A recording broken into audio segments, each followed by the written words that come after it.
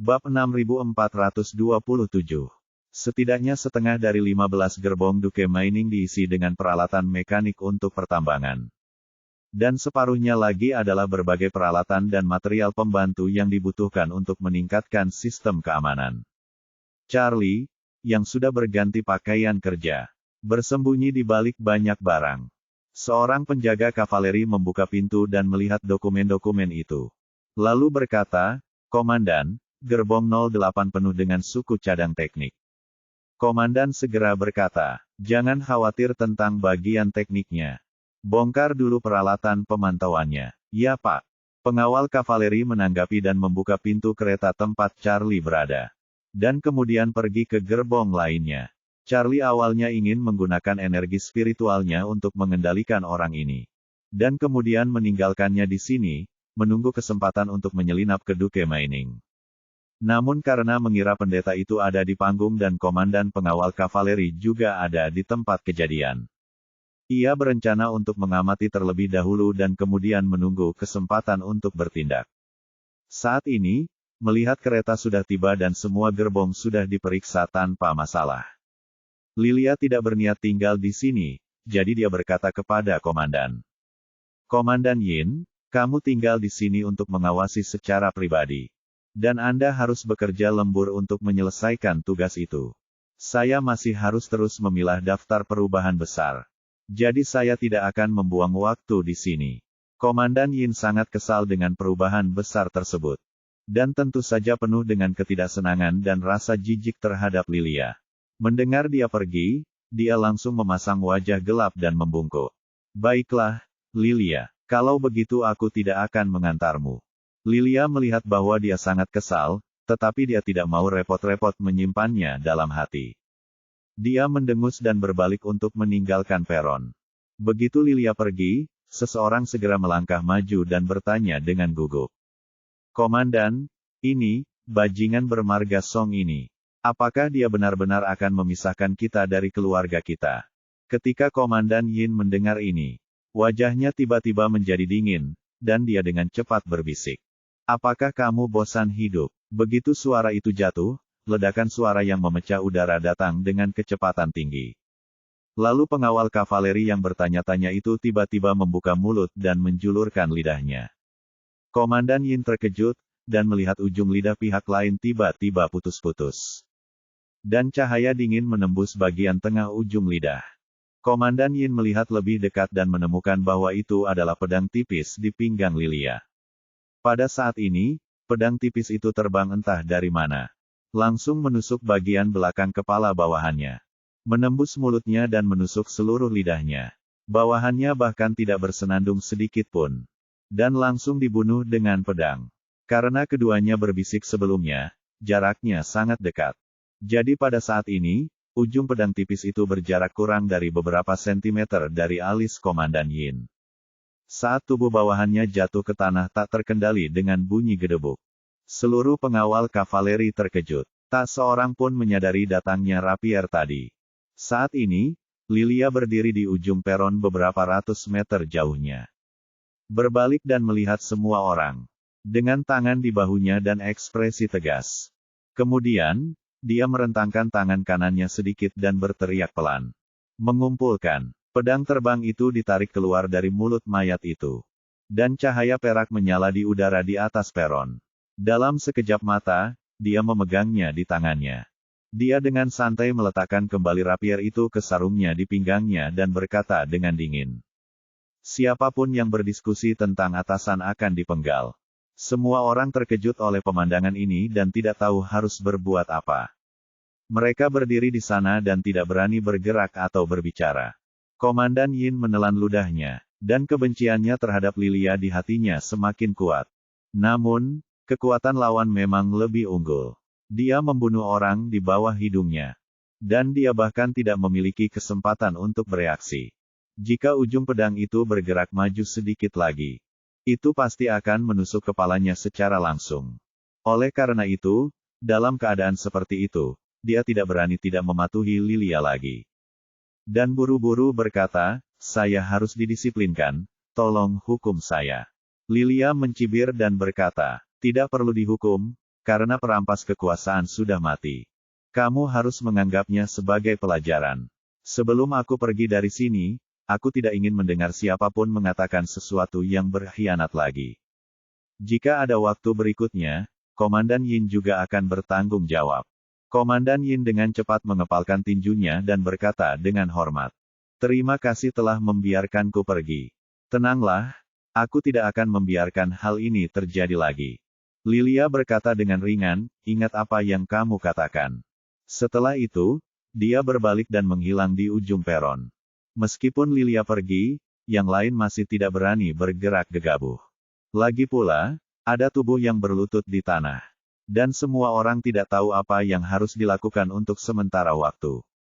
Komandan Yin melihat tubuh yang lain, menghela nafas, dan berkata, ayo, 2 orang, bawa tubuh si Tang ke bawah. Temukan tempat dengan feng shui yang baik, dan biarkan dia beristirahat dengan tenang. Seseorang melangkah maju dan bertanya, Komandan, apakah Anda ingin memberitahu keluarga si Tang untuk datang dan menemuinya untuk terakhir kalinya? Bab 6428. Komandan Yin menghela nafas dan melambaikan tangannya. Tidak perlu. Orang tuanya sudah tua dan tidak dapat menanggung pukulan sebesar itu. Terlebih lagi, akan segera ada transfusi darah besar-besaran. Setiap orang akan dipisahkan dari keluarganya. Setelah berpisah, tidak akan ada kabar. Lebih baik menyembunyikannya selama beberapa hari. Saat transfusi darah besar-besaran dimulai, keluarganya masih mengira dia masih hidup. Agar mereka bisa berpikir. Ketika semua orang mendengar ini, mereka semua terdiam. Banyak orang bahkan menitikkan air mata. Namun, dengan pengalaman si Tang sebelumnya, tidak ada yang berani berbicara omong kosong atau bersikap kasar. Komandan Yin melihat suasana hati semua orang sedang buruk. Jadi dia buru-buru berkata, baiklah, 2 orang pergi dan kubur si Tang. Dan kalian semua cepat membongkar barang bawaanmu. Ayo kita lakukan transfusi darah besar-besaran, setidaknya semua orang dan keluarganya masih bisa hidup. Pikirkanlah, hidup ini hanya 30.000 hari yang singkat. Jadi jika kamu tidak bisa melihatnya, maka kamu tidak bisa melihatnya. Ketika semua orang mendengar ini, meskipun hati mereka sangat tertekan, mereka tidak berani menunda lebih lama lagi. 2 orang dengan sukarela membawa jenazah si Tang menjauh dari peron. Dan yang lainnya mulai melanjutkan. Untuk memindahkan semua peralatan pemantauan dari mobil ke platform. Charlie di dalam mobil tidak menyangka biarawati itu akan begitu kejam. Penjaga kavaleri baru saja memanggilnya bajingan. Dan dia mengambil nyawanya. Namun melalui proses tindakan wanita tersebut, Charlie bisa merasakan bahwa kultivasi pihak lain jauh lebih buruk daripada miliknya. Karena dia adalah orang dengan status tertinggi dan kekuatan terkuat di sini. Situasinya sepenuhnya berada di bawah kendalinya. Adapun pertukaran darah besar yang mereka bicarakan sebelumnya. Charlie juga mendengar petunjuk umum dari erangan orang mati itu. Tampaknya Warriors dan memisahkan penjaga kavaleri ini dari keluarga mereka.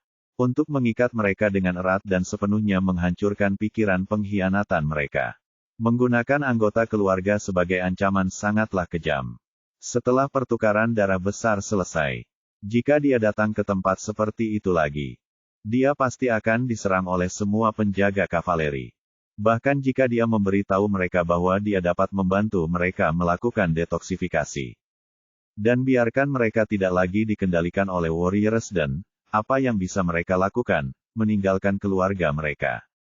Tindakan Victoria sangat kejam. Tidak cukup hanya menangani penjaga kavaleri ini. Namun dia juga mengancam mereka beserta keluarganya. Dan menerapkan sistem tanggung jawab kolektif. Dia telah kehilangan seluruh kemanusiaannya. Kesadaran spiritual Charlie diam-diam menatap petugas perwakilan Song. Hingga ia meninggalkan pabrik dan sampai di gedung perkantoran di luar pabrik. Komandan Yin mendirikan kantor untuknya di sini. Semua informasi daftar penjaga kavaleri dan buku registrasi keluarga diserahkan kepadanya.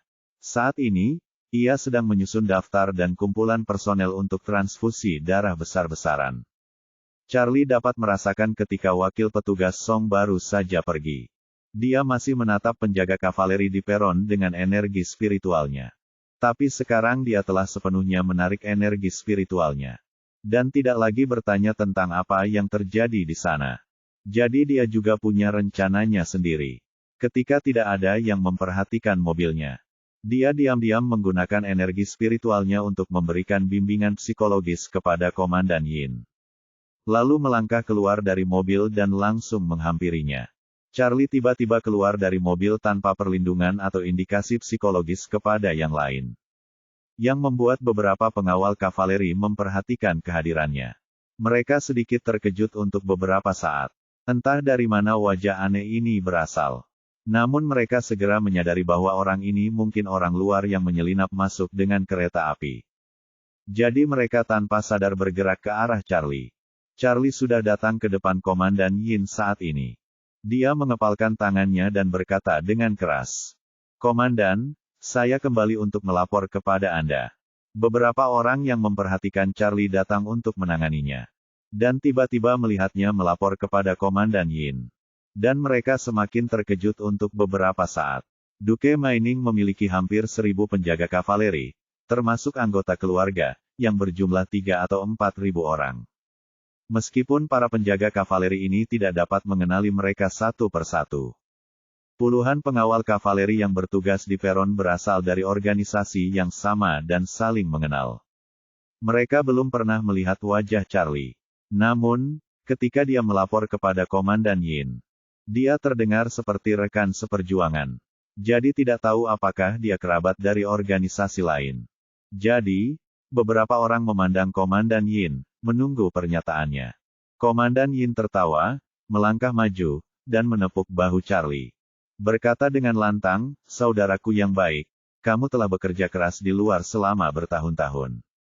Setelah itu dia berkata kepada orang lain di sekitarnya, "Dengarkan aku, saudara ini adalah mata-mataku.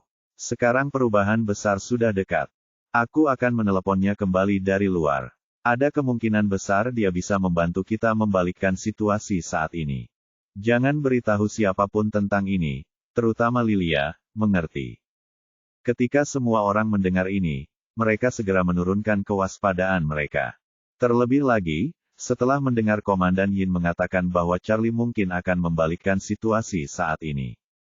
Semua orang langsung bertanya dengan penuh harap, "Komandan, bisakah saudara ini menggagalkan rencana perubahan besar ini?" Komandan Yin tersenyum dan berkata, "Saudaraku, kamu bisa menantikannya dengan berani. Singkatnya, saya pasti akan bekerja keras untuk semua saudara di sini sampai saya mati. Jangan pesimis, saudara-saudara. Selama aku masih di sini, kita pasti punya kesempatan untuk membalikkan keadaan."